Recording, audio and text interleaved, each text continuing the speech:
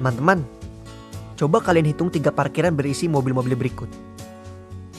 Kira-kira parkiran nomor berapa yang memiliki jumlah mobil kurang dari 40? Benar, jawabannya adalah gambar nomor 3. Apakah kalian kesulitan menghitungnya? Kalian bisa mengikuti caraku.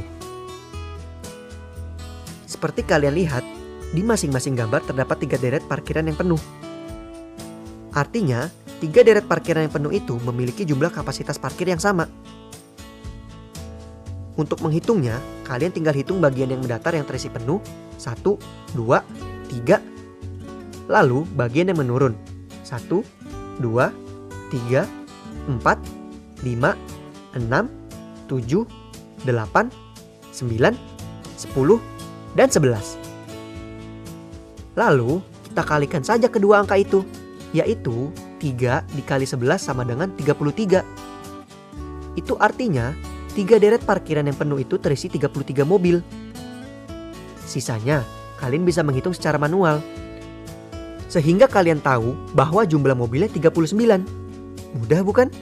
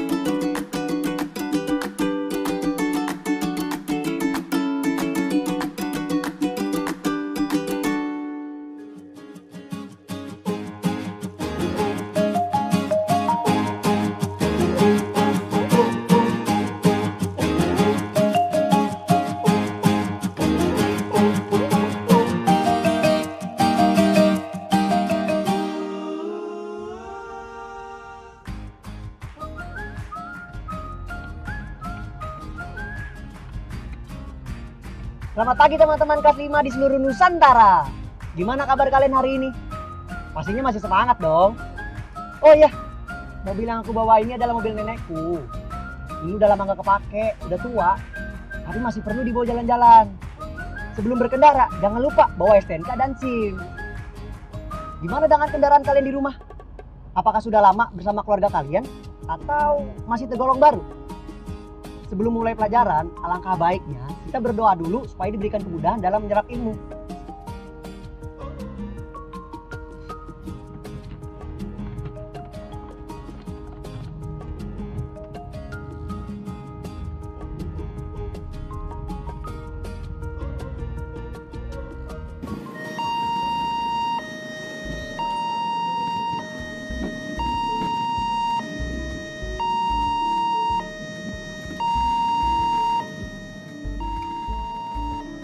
Kita harus tertib di sini, menunggu sampai benar-benar aman untuk melintas.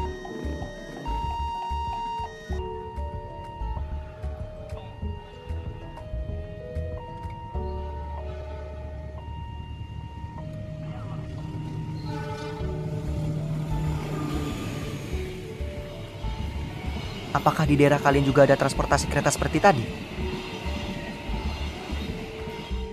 Apa kamu pernah naik kereta seperti itu? Jika pernah, bagaimana rasanya? Kalian bisa tulis jawabannya di buku kerja kalian ya.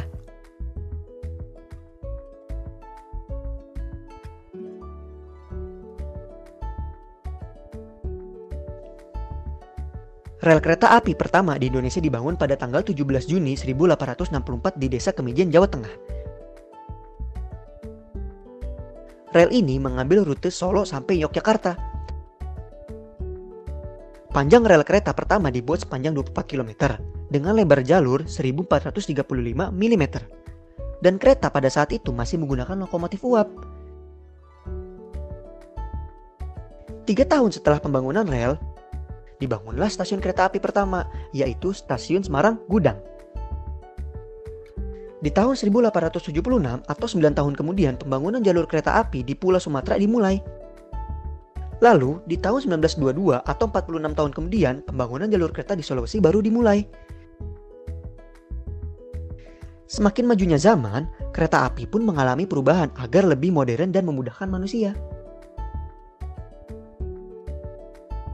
Di tahun 1925, lokomotif listrik masuk ke Indonesia, tepatnya di Jakarta, dan merintis layanan kereta rel listrik komuter atau yang dikenal sebagai KRL. Di tahun 1953, lokomotif diesel masuk ke Indonesia. 10 tahun kemudian, lokomotif diesel hidrolik masuk ke Indonesia. Lokomotif ini bermesin diesel dan umumnya menggunakan bahan bakar mesin dari solar. Pada perkembangannya, lokomotif diesel berkembang menjadi 2 jenis. Yang pertama, lokomotif diesel hidrolik yang masuk ke Indonesia pada tahun 1963, dan yang kedua, lokomotif diesel elektrik yang masuk ke Indonesia 3 tahun kemudian. Di tahun 2000-an, sistem kereta api nasional mengalami kemajuan karena masuknya sistem komputerisasi. Saat ini, Indonesia memiliki lebih dari 6.000 km rel kereta api. Namun, sekitar sepertiga dari rel tersebut sudah tidak beroperasi. Lebar sepur di masa sekarang juga ada 2 jenis. Yang pertama 1435 mm dan yang kedua 1067 mm. Indonesia sendiri telah memiliki lebih dari 540 stasiun dan lebih dari 340 lokomotif.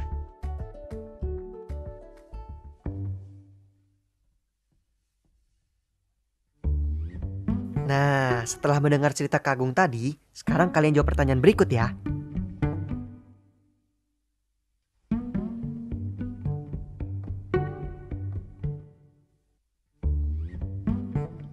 Sekarang yuk kita bahas sama-sama ya jawabannya. Pertanyaan pertama. Di kota apa stasiun kereta api pertama kali didirikan?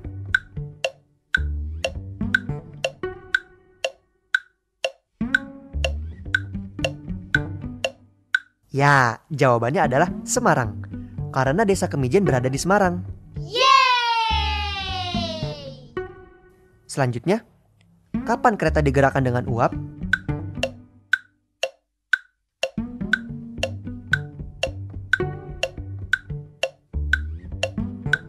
Benar, jawabannya adalah pada masa dahulu. Yeay! Lalu, sebutkan persamaan kereta api masa dahulu dan sekarang.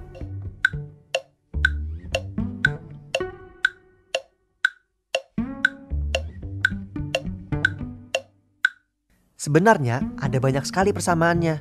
Namun, salah satunya adalah keduanya punya rel yang memiliki lebar sepur yang sama, yaitu 1435 mm. Yeay!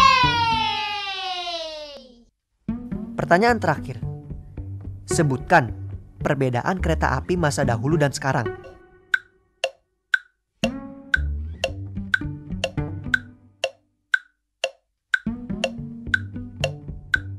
Kalian bisa menjawab lebih dari satu jawaban. Namun, yang paling menonjol adalah kereta dulu masih menggunakan lokomotif uap, sedangkan kereta sekarang sudah menggunakan diesel.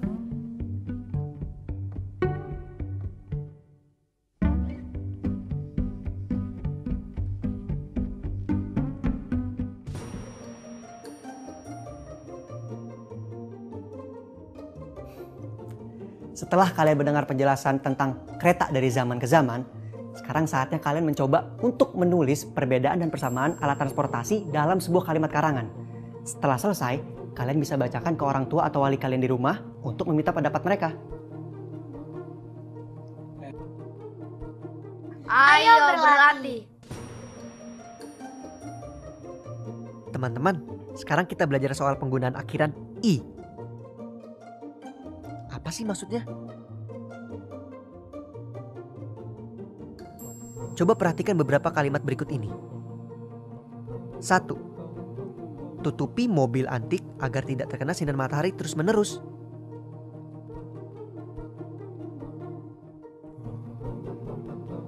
2. Lindungi mobil antik dari debu dan kotoran.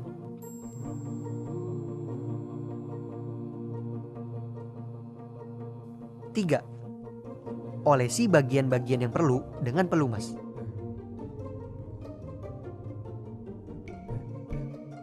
4. Cermati warna cat mobil.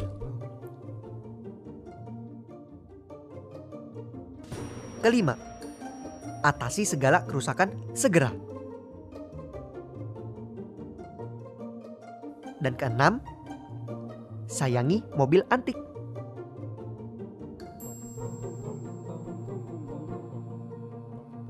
Seperti yang kalian lihat di layar. Kata pertama pada kalimat-kalimat di layar menggunakan akhiran i. Akhiran i yang digunakan pada kata kerja membentuk sebuah kalimat perintah baru. Jangan lupa untuk selalu mengakhiri kalimat perintah dengan tanda seru ya. Sekarang saatnya kalian untuk berlatih. Seorang teman akan meminjam sepeda kesayangan kalian. Tulislah 4 kalimat perintah atau instruksi cara merawat sepeda kepada teman kalian. Tuliskan kalimat tersebut di buku kerja kalian ya.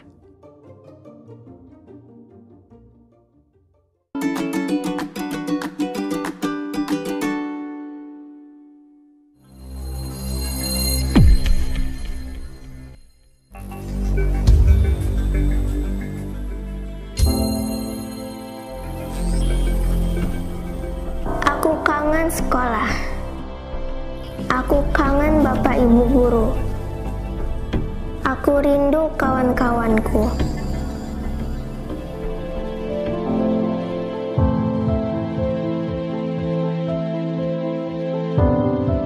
Jaga kesehatan ya teman-teman, biar kita bisa cepat bersekolah lagi.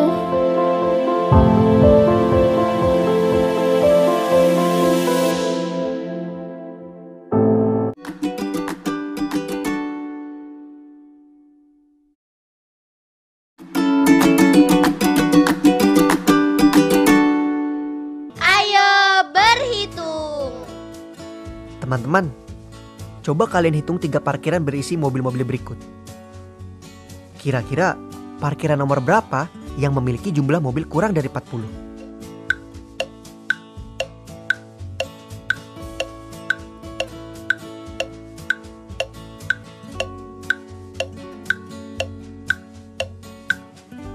Benar, jawabannya adalah gambar nomor 3. Apakah kalian kesulitan menghitungnya? Kalian bisa mengikuti caraku. Seperti kalian lihat, di masing-masing gambar terdapat 3 deret parkiran yang penuh.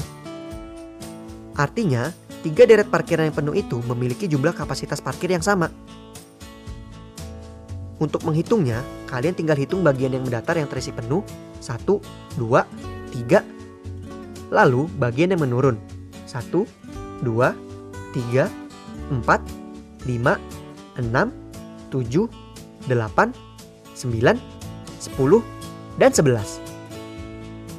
Lalu kita kalikan saja kedua angka itu, yaitu 3 dikali 11 sama dengan 33. Itu artinya 3 deret parkiran yang penuh itu terisi 33 mobil. Sisanya kalian bisa menghitung secara manual, sehingga kalian tahu bahwa jumlah mobilnya 39. Mudah bukan?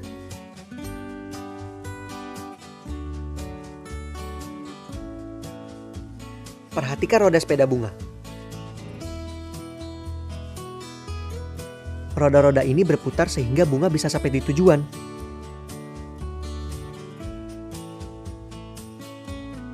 Bentuk geometri roda adalah lingkaran. Tahukah kamu kenapa roda dibuat berbentuk lingkaran? Selain karena lingkaran lebih stabil dan seimbang, alasan lainnya adalah untuk mengurangi gaya gesek dengan permukaan lantai. Coba bayangkan, jika roda sepeda kalian berbentuk persegi, apa yang akan terjadi saat kamu gunakan? Tahukah kalian mengapa ada jeruji pada sepeda motor dan sepeda? Apa kegunaan jeruji tersebut? Ya, fungsi jeruji adalah menahan beban sepeda dan pengendaranya. Apakah panjangnya sama? Coba perhatikan. Jeruji-jeruji roda ini berkumpul di sebuah titik. Apakah jarak titik tersebut sama ke setiap titik yang ada pada roda? Jadi, jeruji roda adalah jari-jari lingkaran. Jeruji memiliki panjang yang sama. Selain itu, dua buah jeruji yang saling berhubungan adalah diameter lingkaran. Sedangkan titik yang menjadi pusat jeruji-jeruji roda adalah titik pusat lingkaran. Coba bayangkan, jika panjang jerujinya berbeda, apa yang terjadi? Jika panjang jeruji tidak sama, jeruji tidak dapat menopang beban dengan baik dan roda menjadi tidak stabil. Ternyata, matematika membantu kita mendesain roda yang stabil.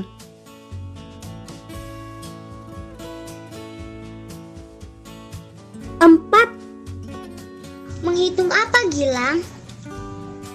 Ini Kak, lagi hitung angkot lewat berapa kali selama 1 jam. Ternyata udah 4 kali ini. Jadi dia lewat tiap 15 menit kayaknya. Iya, benar. Karena sekarang jalan ini agak sepi. Dulu angkot lewat 10 menit sekali. Jadi lebih banyak yang lewat dalam waktu 1 jam. Gilang sedang mendata banyaknya angkutan umum yang lewat di depan rumahnya. Angkutan umum dijadwalkan lewat setiap 15 menit sekali. Kak Diana mengatakan, dahulu angkutan umum dijadwalkan setiap 10 menit sekali. Ayo bantu Gilang melengkapi tabelnya. Sekarang kalian bantu Gilang mengisi tabel A. Kalau kendaraan lewat setiap 10 menit sekali, maka ayo kita hitung dengan pergerakan jarum jam ini. Dari angka jam 9:30 menit dan berhenti setiap menit ke-10 sampai nanti jam 10:15. 1, 2, 3, 4, 8, stop.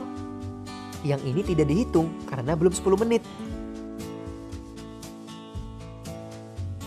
Berarti banyaknya kendaraan yang lewat 10 menit sekali dari jam 9.30 sampai 10.15 adalah 4 kendaraan. Sekarang kalian bisa isi kolom lainnya ya.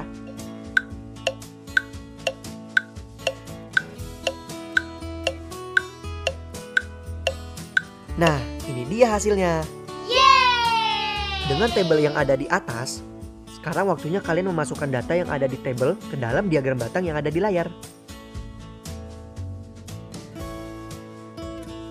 Caranya, kalian bisa jumlahkan sesuai pengelompokan yang ada di bawah diagram batangnya.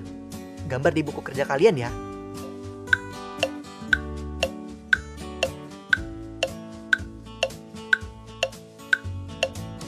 Seperti inilah seharusnya gambar diagram batang kalian.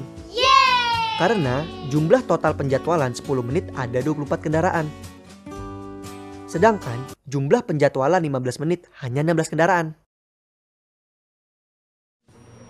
Proyek kreatif minggu ini.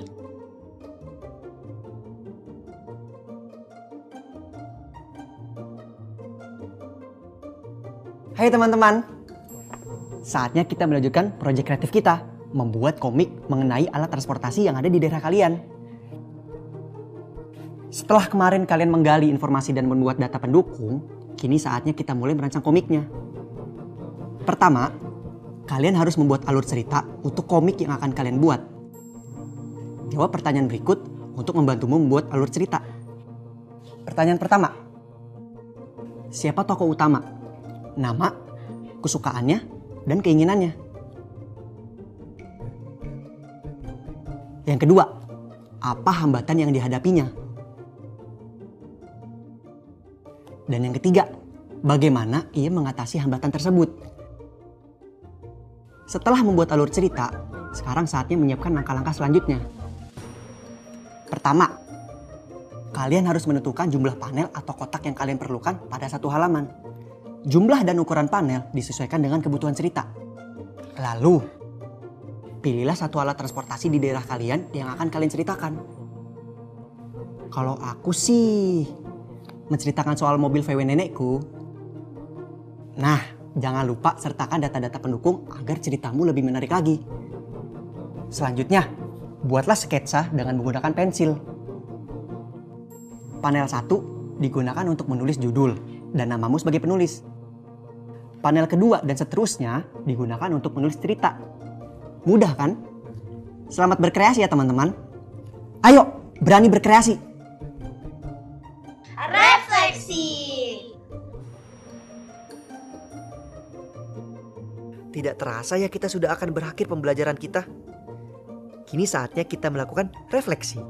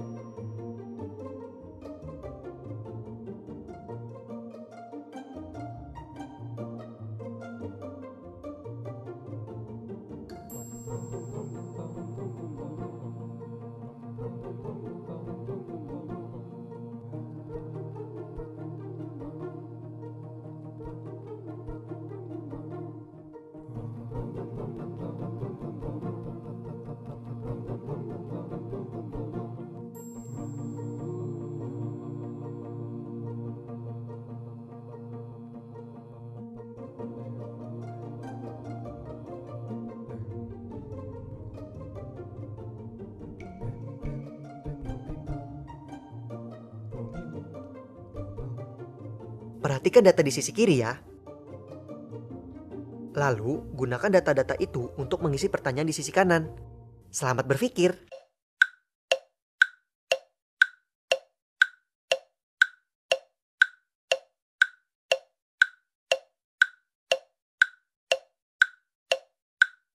Kita bahas sama-sama ya teman-teman. Untuk jawaban soal nomor 1, karena bertambah banyaknya pasien COVID, apakah ada dampak terhadap banyaknya penumpang kereta di wilayah Sumatera?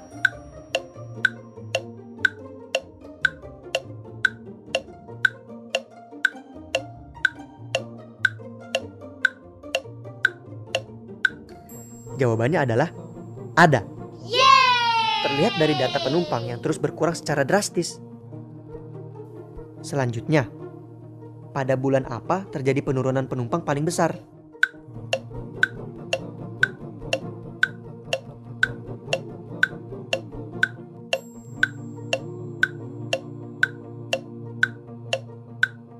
Jawabannya adalah pada bulan Maret ke April dari 476 penumpang menjadi 85 penumpang.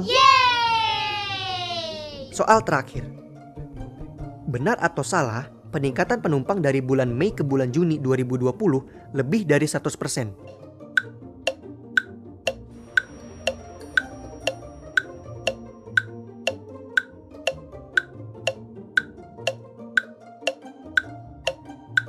Jawabannya benar. Bulan Mei 8 penumpang, sementara bulan Juni 18 penumpang. Artinya kenaikannya sebesar 125%.